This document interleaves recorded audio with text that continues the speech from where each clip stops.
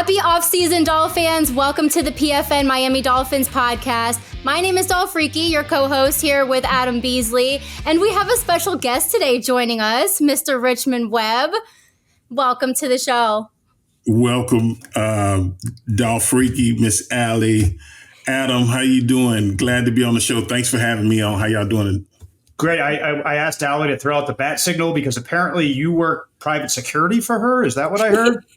Yeah, that's my little side job. Everybody don't know. I got that, I guess about 2 or 3 years ago, hanging out in East 12. It was the first time I actually met Allie, and she was kind of the host of a wedding for some Dolphin fans. So if you go to a Dolphin game, tailgate parking lot, check out East 12 because there's somebody normally is in that area. And I got to meet a lot of great people, a lot of diehard fans, this and that. So when I come through, that's where I'm headed, East 12. But yes, and I got me a little side hustle job out of it. So I killed 2 birds with 1 stone. Yep. So Richmond is my security number 2 right behind my husband, Jared. And yeah, I've hosted 2 tailgate weddings. So that happened to be the second one that I did. And it was such a blast. And yeah, like you said, East 12 is the spot. So, that's probably the number 1 question that I get is where do we go to tailgate? East 12, people, lock it in. Remember, you heard it right here. Richmond said it himself. What I want to know is what's the guest list for this wedding where you need not 1 but 2 security officers? It's an open wedding. Yeah, I think they felt sorry for him. They said, "Look like big man need a job, so come here, we're gonna hook you up." So yeah, her husband was kind enough to put a good word in for me, and Dolphriki put me on the payroll. So yeah, I got me a job out the deal. So it was a win. And then in addition to that, we went on a cruise together, and that was awesome too. We went on the Dolphins cruise. Was it last year? It was last year, my first cruise. I had a great time. I was like, man. So yeah, it was a great time. Bumping into each other. Yeah. Yeah. That was your first cruise ever, Richmond? Yeah, I had thought about doing it before, but I was always concerned with me being such a big guy. I always had, I guess I was looking at it as, how the military ships, you watch the movies and they got the low deals, but that's not a cruise ship at all. So I was glad I went and we're going to do it again. But yeah, we had a really good time.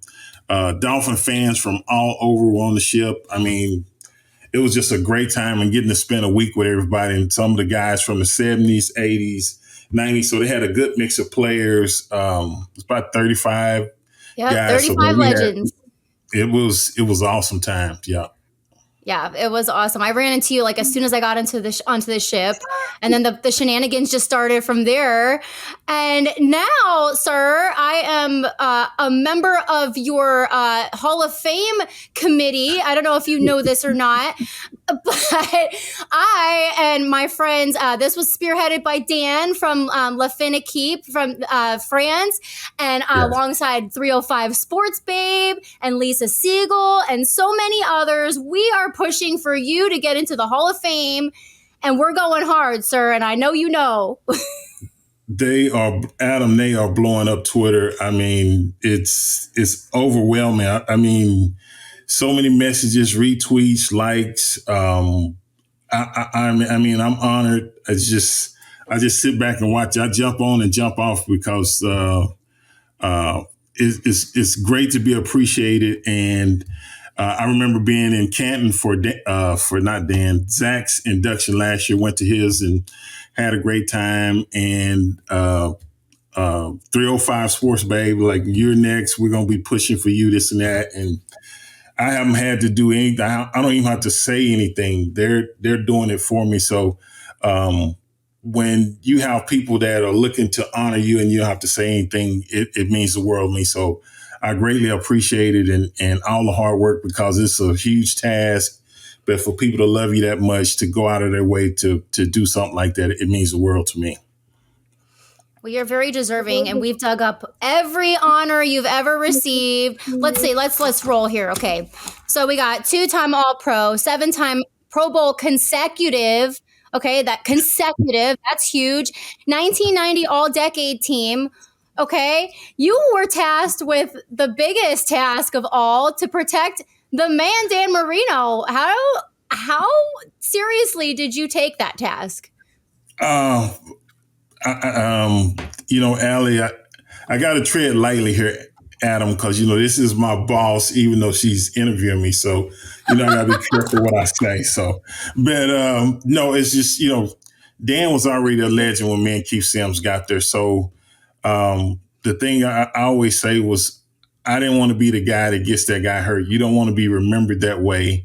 And so that was extra motivation to protect that guy there, because he was already, it was Dan Marino and it was Don Shula. Those were the two names. And really before the Heat and some of the other franchises really got going, those were the two names. And it's still to this day, there are legends down there. And it's great that Dan works for the organization and all the work he does. And I think the thing is, just to be around those guys, I learned so much, and how to be professional, carry myself, this and that. So I'm forever indebted. But yeah, that was a huge task, but I learned a lot as far as how to conduct myself as a professional, and just, I won a lot of football games playing with Dan Marino. So it was a great time for me. Let's get into your bio a little bit. Obviously, franchise left tackle, member of the All-Decade Team. What was that, in the 1990s? Yep.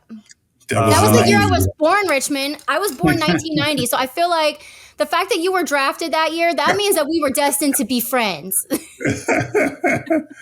That was a long time ago. If you were born in the 90s, yeah, that puts things into perspective. But yeah, I'm sorry, I feel old.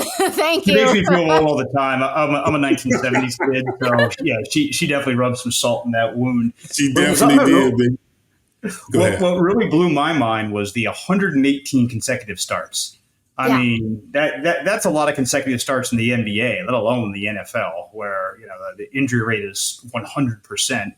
What was the key to you having that longevity and being able to stay healthy? Yeah, Adam, I just, I was really fortunate, blessed, like you said.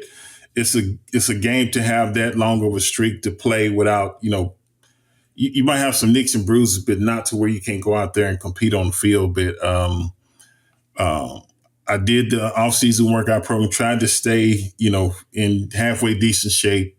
Didn't always eat the best, but I took my job serious, lifting the weights, getting in shape and being in conditioning. And just, I think that was a huge part. But I was just fortunate. I was just blessed, because you're right. To have that type of streak for consecutive games is amazing, and I'm thankful for it. And I guess I never really focused on it. I just took it one game at a time. And, if it's the Indianapolis Colts this week, you're looking at who you play this week, the guy you got to go against, the mental preparation as far as watching the film, stuff like that. You get through that one, the next game might be Buffalo and the Jets. And so that was my routine. Never say, okay, I got 70 stars, let me see if I can get 71. So I just never focused on it. And then one of the guys, I think it was probably Harvey Green, like, hey, you just broke a record. And I'm like, I didn't even know I was up for a record. So I just took it one game at a time, and it just happened. So I'm thankful for that. So that 118 consecutive starts, is that that's a Dolphins record? Is that an NFL record? I think it is. I think JT might have broke it. Jason Taylor might have broke it. I can't remember, but you probably have to check it. But I know if not, yeah, it was. I think Tim Bowens got close to breaking it. I think he told me that one time, and then he got hurt. But I think maybe Jason Taylor broke it. I don't know but if not, he's right there with me. So I'm in good company with those two guys. There are no arguments there. Yeah, and obviously the longevity is incredible. You deserve all the recognition in the world just for that. But you weren't just filling a spot in the lineup. You were the best offensive lineman on a really good offensive line, playing with the best pure passer in the history of the National Football League, one of the best quarterbacks, one of the best players in all of football. Why do you think that line, you and Keith Sims, you guys had such great chemistry, and that group really, it was towards the latter part of Dan's career, certainly in the mid to late 90s, but you still continued to make the playoffs regularly, have success and all that. Yeah, I credit, number one, Coach Shula for drafting us and, putting us together. And then the other thing was my offensive line coach, John Sandusky, especially being a rookie. I think the thing a lot of people don't know is when me and Keith came in, I came from Texas A&M. He came from Iowa State. And back then they ran a formation called the option.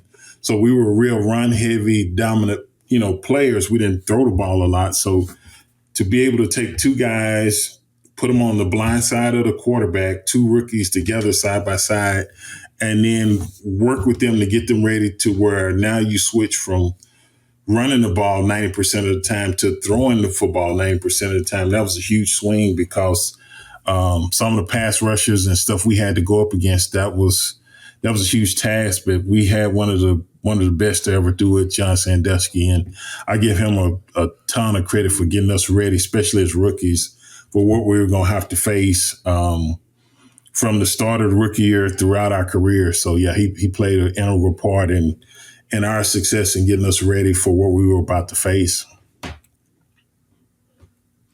Yeah, I had a quick follow-up if I could. You mentioned playing with Marino. What is it like? I mean, you watched Dan Marino as a kid, I'm sure. And, you knew it was a chance that the Dolphins would draft you. But then you're in the room with the guy. You're in the huddle with the guy. You're at practice with the guy. Give me some good Marino stories. Give me, like, were you kind of starstruck when you first met him? And then how did this all go? Yeah, to be honest, I was definitely starstruck. I think it was mini camp, and we hadn't even put the pads on. And, you go up and you shake these guys' hands, but we actually went out for a practice. And so the two guys that were the starters the year before, they were holding out for contract negotiations. So that put me and Keith with the starting lineup. So you get in the huddle, and where our huddle was, we would face Dan Marino. He was looking out toward the football. So we're looking at him, and then either Mark Duper is on this side or Mark Clayton. So I always had one of the Marks brothers beside me. And, you're sitting there thinking you almost want to pinch yourself and say, is this real? Because I remember watching those guys on Monday Night Football and stuff, because Miami used to always play on Monday Night Football, and you would see that, and we watch in college. And then, everybody knew about Marino. We had the same college heads coach. Jackie Sherrill was my coach at A&M, and he was Dan's coach at University of Pittsburgh. So we had some similarities there. And Coach Sherrill told me, you make sure you take care of Dan when you get there. So that was another thing. I always, had somebody in my ear. But I can remember we were going through mini camp, and you're trying to learn the playbook because we're installing in the morning and in the afternoon. And then one day we were at practice, and Dan pulled me and Keith aside, and he said, hey, what's the most important thing you got to remember? So we was like, man, we can't mess this up. So I'm like, we got to remember the play. He was like, no. And I was like, man. And he said, well, we got to remember the snap count. But he said, no, that's not the. And so we kind of looked at each other, and we was like, man, what do we got to remember? And he said, the thing you got to remember is to protect me. And we looked at each other, and we all kind of laughed. And that really broke the ice, for somebody of his stature. Like you said, he was best pure passer, one of the top players in the NFL, to be able to, embrace two rookies like us that we're just trying to figure it out and make the squad and try to do the best we can. That was a great story. But that really took the edge off. So we just, we continue to work hard. And I would say the other thing that really impressed me about Marino was, during the season on Fridays, you work on your 2-minute offense. You work on it, you kind of go through it, but it's practice. And I remember the first time we got in a game, and game speed is totally different in practice. And I think we were playing the Cleveland Browns our rookie year, and we had to, I think we had less than 2 minutes, and we probably had to go 70, 80 yards. And I don't think we had to score a touchdown, but we scored a touchdown to win the game. And when I tell you, he called those two plays, we jumped out and the plays were coming. And as offensive linemen, the receivers run down the field, but we got to back up because the defensive linemen are rushing toward the quarterback, and he would zip that ball, throw it, and he'd be on the ball. So we'd have to sprint to the line before we could get set. He's calling another play, boom, boom, boom. And we scored so quick. And I was like, is that what just happened? You know, you almost like, and people would always come up to me and say, hey, if y'all can do that, why don't y'all do that all the time? But I said, no, we got to take time for the defense and stuff like that. But it was just the first time, you can't believe it happens as fast as it happens. And I mean, I was like, my goodness. And then, you know, to see him work with Mark Dupe and Mark Clayton, it was just amazing. So I got to experience some of the best times, I think, in Dolphins football, playing with guys like that and the way they could go out and just make it was like chemistry. It was just beautiful. And then, you know, you get to watch it again on the film, but being there live is almost undescribable. That's so awesome. And so you still have really good relationships with Marino and those guys that you played with. And what has the impact been on you, having Marino and people like Zach Thomas and Jason Taylor who've been inducted into the Hall of Fame already? What kind of guidance have they given you as far as this process goes? You know what, Allie, I never really asked for guidance. I went to Dan's, I went to Jason, and I went to Zach's. You know, those are my brothers. Happy for him, this and that. I know Zach had to wait a little while. Yeah, we went crazy for him too. Like it took a big fan effort to get that done. Yeah, he was well deserving as well, and so the process is different for everybody. I do know it's a lot of people that's deserving, that's weights and stuff like that.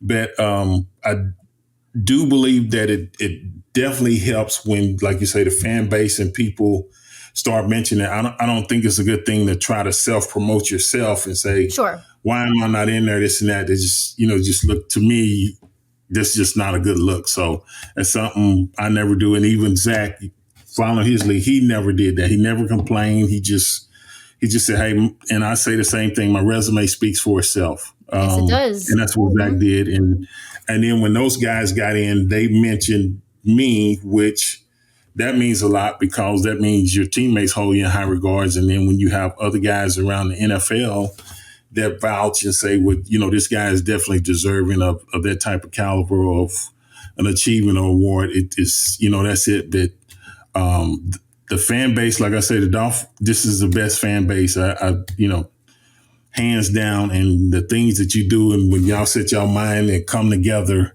yep. When it's different people or different organizations, everybody working collectively as one, there's power in that. So I appreciate everything everybody's doing. It's our pleasure, and we love you so much. And you know what? I think the great thing is that we're all united on this front. Like, we know that we're pushing for you this year and time is of the essence, really, because you have 3 years left in your modern era eligibility, and then it becomes increasingly more difficult. So then you move into the senior candidates, and then you're with a whole host of other folks, okay? Like other people who are deserving, like Mark Clayton, for example. So, from our standpoint as the Richmond Webb to the Pro Football Hall of Fame Committee, we are trying to get, at least if we can make some headway this year, getting your name on at least a semifinalist list, that's good progress. And then we can move on from there. So we're not going to be stopping anytime soon. It's going to be a ride. But listen, like we've been reading up on all of your accomplishments. I was a baby, so like I didn't see a lot of you, a lot of your years playing. So, for me, I'm going back and watching a lot of your film, and there's a lot of things going on behind the scenes that you don't know about. So you just sit tight because we got you, and we're going to make this happen this year. I'm going to be quiet. Adam, yep, you see you keep rubbing it in a little bit about the 90s. You noticed that? You keep telling me she was a baby. She already looked young. Don't be old every week, Richmond. This isn't anything new, all right? It's my, I feel like I'm disadvantaged because I was so young during these wonderful years that you speak of. That's my disadvantage. Oh, you older and wiser people who have seen it all.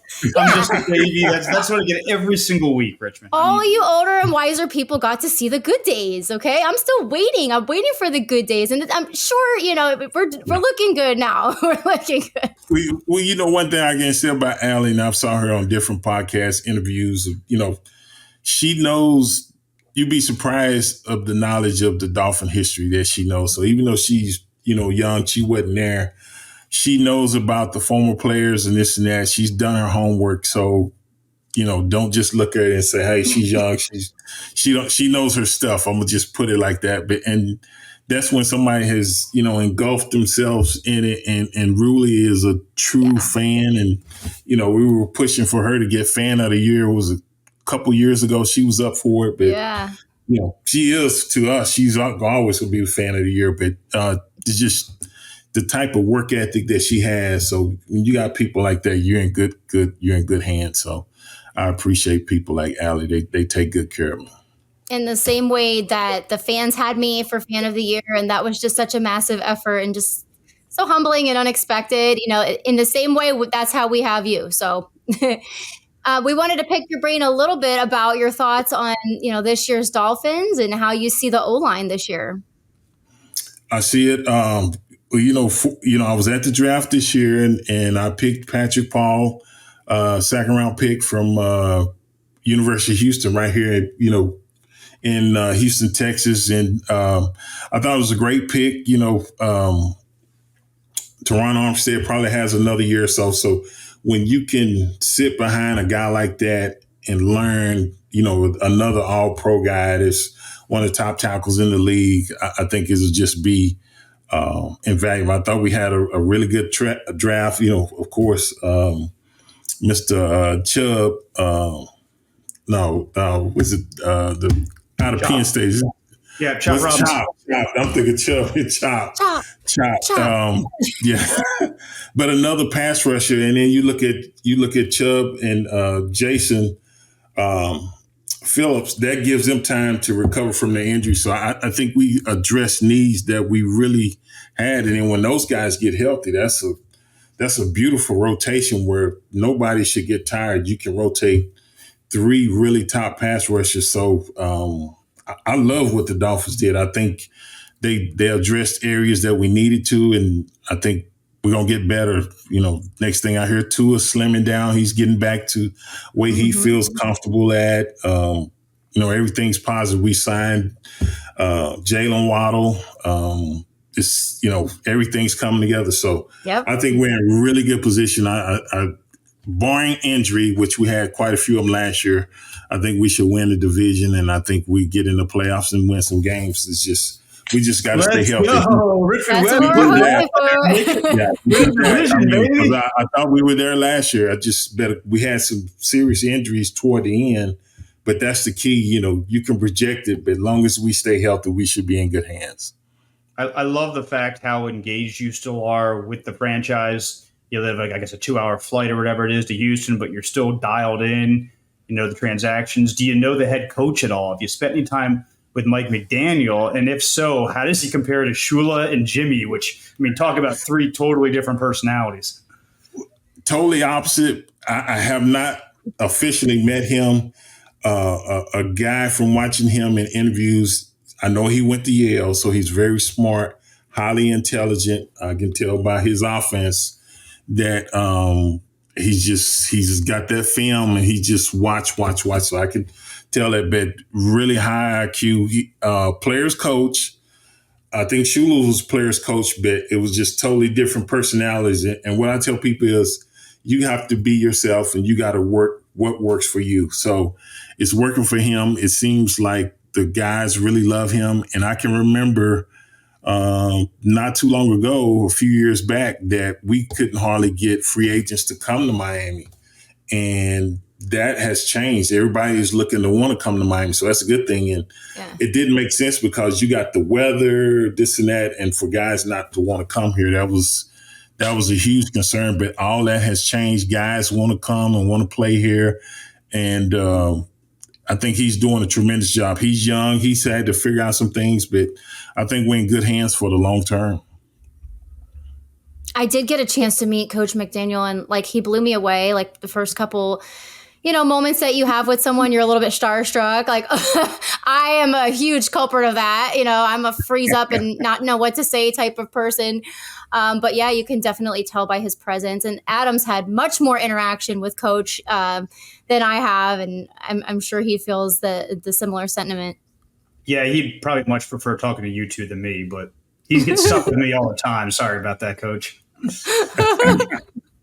So do you have a number one Shula story? I think you just had 1 year with Jimmy, right? But do you have a good Jimmy story I too? had 4 years with Jimmy. So I had my first six. I had 11. So maybe I had my first. I think it was 6-4. Yeah, 6-4-1. So I had Oh, six. that's right. I was thinking Wanstead. I was like, so you got 1 year with Wanstead and 4 with Jimmy. 1 year, Sorry about that. I got So confused. I had a 3-piece, a breast, wing, and a thigh. But Shula and Jimmy were real similar in a way. Tough coaches, no nonsense, but believed in the little details. I know Shula was a stickler for penalties, mental errors, knowing your assignments, this and that. And I think with Jimmy, for me, he came in and shook some things up. So for me, I wasn't really one of his guys. So I knew I had to really work to show that, hey, I'm here to win just like you are. So, you probably hear things from when you come in as a coach. I'm sure you talk to different people. I don't think anybody say anything bad, but I think he got some information on guys that people felt should be here or people we should move away from, this and that, for what we were trying to build, this and that. And the thing is, I was fortunate to, play for him. We won a lot of games. And then under Jimmy, we went from Shula, we were real offensive heavy. And then when Jimmy came in, we got the Darryl Gardners, the Zach Thomas, the Jason Taylor, Sam Madison, Patrick Surtain, he brought all those guys, and our defense was really, really good. And then, once that kind of carried it on, and then I had just missed Ricky Williams. I went to Cincinnati. So I finished up there. But the good thing was once I finished playing, I called the Dolphins and they welcomed me back with open arms because I wanted to retire a Dolphin. That's where I spent, the majority of my career. And, that's what I do now. So, to be able to leave and then not burn any bridges and be able to come back and retire with them was huge. And I was glad they welcomed me with open arms. So everything just worked out perfect. Go ahead. Real quick. Sorry, Allie. Have you talked to Jimmy at all? Because he had to wait forever to get in the Hall, and how he dealt with it. And I'm sure, I can't imagine every year there's anticipation. You're in the general pool and then semifinalists are named. And it's absurd to me that you haven't at the very least been a semifinalist. Has Jimmy kind of counseled you through that? Because it took him a long time to get through it. Yeah, I you know what? I saw Coach at Zach's enshrinement last year, and then he was at the party for Zach after that. So I saw him there, but it wasn't really a place where we could have that type of conversation because everybody was kind of celebrating and stuff like that. So I haven't. And then I guess I just didn't think about it. I was happy with Zach, and I started seeing our teammates that since I live here in Houston, I don't get to see a lot of these guys. So now I'm getting to catch up with guys. So to be honest, that wasn't even on my mind. I was just enjoying the moment, and I could see how happy, Zach got to meet a lot of his family. His kids was there. His wife was there. And so even though I don't know that feeling, I can imagine what it was like because I seen the joy and how everybody was happy for him because Zach was just a great teammate. And so when he made it in, it was like a piece of us made it in, but I haven't had an opportunity. I just don't think about it. When I see Dan, I don't think about it. I'm just happy to see him. And then we start talking about, the good old days. But to answer your question, no, I didn't, but I did see Coach, and it was good to see him. He looked like he had slammed down. He looked good. So it was good to see him at Zach's team. So living that Keys life, you can put on a few pounds. He's keeping it all. He loved that water down there. So yeah, I know he got his boat and stuff. So I know Coach having a good time down there. I don't blame him one bit. I wanted to ask you, because you did spend 2 seasons with the Bengals. Just real quick, what was the experience like leaving the Dolphins after 11 seasons? And I know you were, dealing with some injuries at that time. And what was your experience with Cincinnati? Yeah, for me, like you said, I was played my last 2 years there, but man, great fan base. They welcomed me with open arms.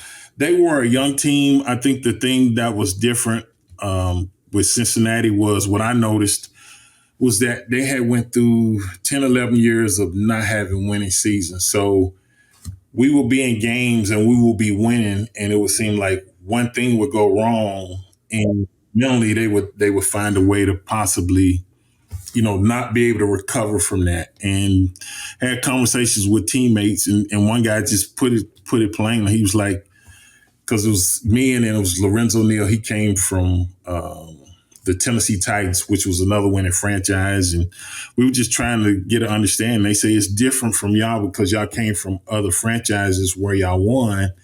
And typically when everything is going good, it's going good. But when something happened bad, this is what typically happens. So it was about changing that mindset. So I think we kind of started that. And then, so I was there with 2 years with Dick LeBeau, great coach, and players coach, this and that. And then the next year, which, I had got released or whatever, they brought in Marvin Lewis, and he was the one I think that carried it on and got that mindset changed. And it's a different franchise, but I had to respect that. And I was thankful that wasn't my experience, because mentally that can be tough. Just lose year in, and you get in the rut and you be like, well, if this happens, we're probably not going to win the game, this and that. And it's hard to continually be able to fight against that. But yeah, they had just as much talent as I played with in Miami. It was just the mindset. But it started to change, and I had some great teammates, and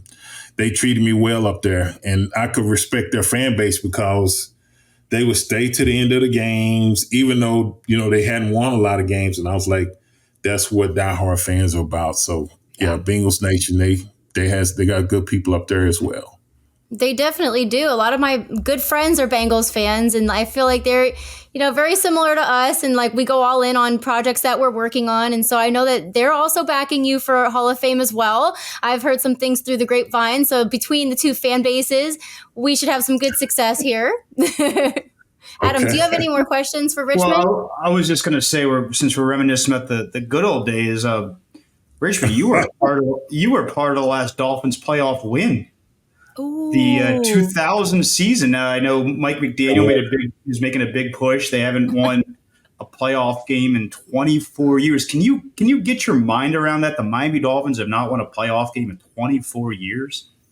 Yeah, that's typically not a Dolphin team. And I saw something, was it on Twitter or something, where he's starting the meeting at 24 after, or everything is starting at 24 this year. And not this past year, but the year before, I think that's where we played Buffalo, and we had third string quarterback, and we almost beat Buffalo. So the effort was there. Like I say, the injuries was there. And even this past year, we lost 2 or 3 games to where in the second half of the season, to where we possibly could have had the number 1 and number 2 spot, in the playoffs, and things can be different without those injuries. Not making excuses. I'm just making something I noticed, and I think everybody, but I think that's something that guys that play for the Dolphins noticed as well. It's like we had an opportunity to secure a spot where we possibly could have been at home for the first 2 games or throughout the playoffs, and I think they're hungry as well. So the last 2 seasons been a little disappointing because we want to win that playoff game, but I think this year is different. We just got to stay healthy, and if we do that, I think it'll be more than one playoff game. I think guys are really dialed in, and I think they're hungry. I know Coach is this and that, and when he's paying attention to it, it's going to filter down throughout the building. So that's a good thing. 13 playoff starts for Richmond Webb, 6 playoff wins, including one of the playoff appearances of the 1992 Conference Championship game, the last time the Dolphins have been in the AFC Championship game. Hang out with Richmond Webb and good things happen, which, don't these Hall of Famers want good things to happen to him? They should invite him into their little club as, again, totally incredible milestones, 118 consecutive starts, 13 seasons in the NFL. As Allie mentioned, 7-time Pro Bowler, 4-time All-Pro, including 2-time first-team All-Pro. Look, to me, and I'm not a Hall of Fame voter, hopefully someday I'll get that invite, but I have a bunch of friends who are in that room. To me, you either have to be a consistent all-pro, Pro Bowler, or for a year or two, just be the absolute best of what you did. And I got to be honest, I was a young guy when you played. I guess I was 21 when you retired, 22 when you retired or whatever. But, your early days with the Dolphins, PA, I didn't really follow. But you know the name Richmond Webb. You know the accolades, and you know the guy. If you make 4 all-pro teams, you're not messing around. So let's get it together, committee. Let's get it together, voters. Let's get it together, fan base. Let's get late into the season when they name those semifinalists, see the name Richmond Webb on that list of semifinalists, and then it's just making an argument in the room, right? You get all these guys together. I don't know if it's a Super Bowl or not. It used to be the Super Bowl Saturday every year. They would have a 7-hour marathon meeting and they would hash all this stuff out. But to me, I have not heard a compelling argument against that makes any sense to me at all. Exactly. I couldn't agree more. Richmond, are you coming to Fan Club Weekend? Which weekend is that? That's the Cardinals game. I'll put that on the schedule. Yeah, I really would like you to be there because I feel like that's a good opportunity for us to go and make some noise for you that weekend. And if you're there in person, all the better. Say no more. We will talk about this. Yeah, we'll talk. Okay. That sounds good. Thank you so much. Really, thank you so much for joining the show. Thank you for being such an open, it's hard, I know, to communicate with the fans, but you are so approachable and you respond to fans on social media and you're awesome. Thank you for doing that. As a fan, that means something to us. I think I'm gonna keep my job, Adam. You see, she's giving me a little praise. So I still got my security job. I must have did something right today. You definitely are. Allie is unrelentingly and oppressively positive. She is the most positive person I know. And we've been really lucky to have her on the show. And we're lucky to have you today as well. Yes, we're very lucky. Thank you, Richmond. No, thank you. I appreciate it. And hey, good talking with you guys. And Cardinals game, I got that on the schedule. We will be in touch. So sounds good to me. Perfect. Awesome. We'll talk soon. Okay. Everybody else, we'll talk to you next week and have a fantastic weekend. Fins up, guys.